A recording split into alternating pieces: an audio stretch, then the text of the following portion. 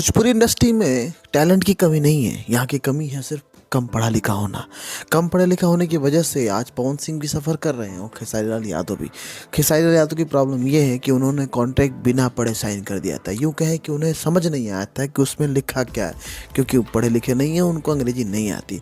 पवन सिंह की प्रॉब्लम यह है कि वो पढ़े लिखे नहीं है, इस वजह से बहुत सी चीज़ें ऐसी होती हैं जो वो समझ नहीं पाते हैं और क्विक डिसीजन लेने की वजह से गड़बड़ हो जाती हैं।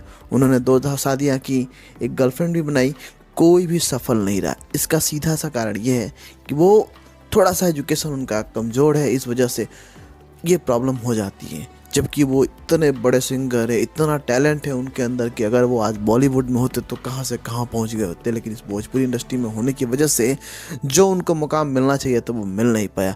और खेसारी लाल यादव की प्रॉब्लम ये है कि अच्छी एक्टिंग होते हुए भी वो उल जुलूल बातें करके हमेशा कंट्रोवर्सी में रहते हैं और अपना समय खराब करते हैं।